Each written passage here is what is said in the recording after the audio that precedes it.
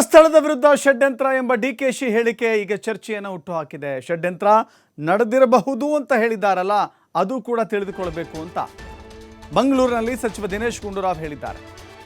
ಷಡ್ಯಂತ್ರದ ಬಗ್ಗೆ ತನಿಖೆ ಆಗುತ್ತೆ, ಎಲ್ಲ ಆಯಾಮಗಳಲ್ಲೂ ಕೂಡ ಸ್ಪಷ್ಟ ತನಿಖೆ ಆಗುತ್ತೆ. ಶೋಧ ಮುಂದುವರಿಸುವ ಬಗ್ಗೆ ಅಧಿಕಾರಿಗಳೇ ತೀರ್ಮಾನಿಸ್ತಾರೆ. ಸ್ಥಳ ಪರಿಶೋಧನೆಯ ಸುಲಭದ ಕೆಲಸ ಅಲ್ಲ ಅದು. ಪೊಲೀಸರು ಅತ್ಯಂತ ಜವಾಬ್ದಾರಿಯುತವಾಗಿ ನಡೆದುಕೊಳ್ತಾ ಇದ್ದಾರೆ.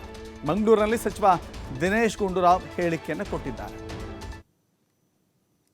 ಪಾರದರ್ಶಕವಾಗಿ, ನಿಷ್ಪಕ್ಷಪಾತವಾಗಿ, ಯಾವುದೇ ಒತ್ತಡಕ್ಕೆ ಮಣಿಯದೆ ನಿಜಾಂಶವನ್ನು ಪತ್ತೆ ಹಚ್ಚೋದಕ್ಕೆ SIT ಅವರು ಯಶಸ್ವಿಯಾಗಿ ಕೆಲಸ ಮಾಡ್ತಾ ಇದ್ದಾರೆ. ಈಗ ಸೋಮವಾರ ಗೃಹ ಸಚಿವರು ಸದನದ ಉತ್ತರ ಕೊಡ್ತಾರೆ. ಆ ಉತ್ತರದಲ್ಲಿ ಎಲ್ಲ ವಿಷಯಗಳು ಹೊರಗೆ ಬರ್ತದೆ.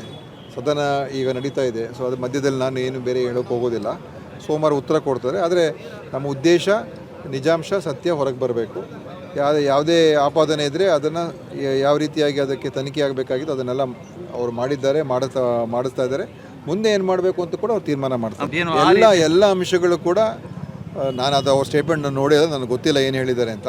ಆದರೆ ಕಾನೂನು ಪ್ರಕಾರ ಏನು ಕ್ರಮ ತಗೊಳ್ಬೇಕು ಅದು ತಗೊಳ್ತಾರೆ.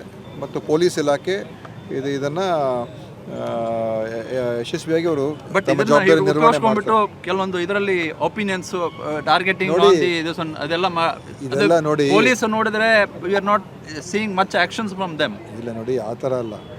ನಾವು ಜವಾಬ್ದಾರಿಯುತವಾಗಿ ನಡ್ಕೋಬೇಕು, ಆಯಿತಾ. ಈಗ ಇದಕ್ಕೆ ದೊಡ್ಡ ಈ ವಿಷಯದಲ್ಲಿ ಇದು ಇಡೀ ದೇಶ ಅಂತಾರಾಷ್ಟ್ರೀಯ ಮಟ್ಟದಲ್ಲಿ ಸುದ್ದಿ ಆಯ್ತಿದ್ದು.